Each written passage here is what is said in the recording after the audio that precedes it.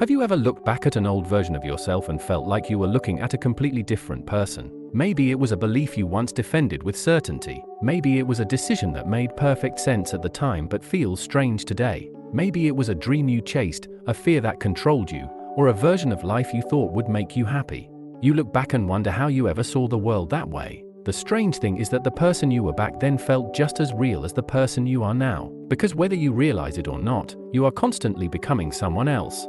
Life is changing you in ways that are often too gradual to notice. A conversation stays in your mind longer than you expected. A failure teaches you something success never could. A difficult season forces you to see life differently. Someone enters your life, someone leaves, and neither event passes through you without leaving a mark. At first, change feels like something dramatic. We imagine transformation as a door we suddenly walk through. One day you're one person and the next day you're someone new. But real change rarely arrives that way. It is more like a river shaping stone. Slow, quiet, almost invisible. A belief slowly shifts, an assumption falls apart, a new perspective appears where certainty once existed, and without noticing it, the person who entered the experience is not quite the same person who leaves it. You begin to notice this in other people. The friend who once cared deeply about fitting in now values peace more than popularity. The person who feared being alone learns to enjoy their own company. Someone who was once insecure becomes confident. Someone who thought they understood life discovers how much they still have to learn. Life keeps rewriting people. The strange thing is that most of us continue speaking about ourselves as if we are fixed. We say, "This is just who I am." As if identity were a statue carved from stone. As if personality were a room whose furniture can never be moved. But that is not how human beings work. You are less like a statue and more like a garden. Some beliefs are growing.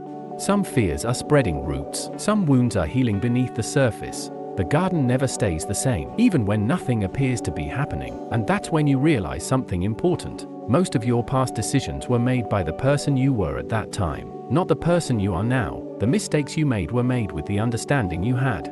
The choices you regret were made using the knowledge available to you. Looking back with today's wisdom creates the illusion that you should have known better, but you didn't. You only knew what that version of you knew. The person you were yesterday could not think with the experience you gained today. And perhaps that is why self-forgiveness is so difficult. We judge older versions of ourselves using knowledge they never possessed. We expect yesterday's self to have today's awareness. But growth does not work that way. Awareness arrives after experience. Wisdom arrives after mistakes. Eventually, awareness turns the mirror toward you. Because your current self is not permanent either. Right now, you are becoming someone. The thoughts you repeat every day, the people you spend time with, the content you consume, the habits you practice, the ideas you entertain, and the experiences you move through are all quietly influencing who you are becoming.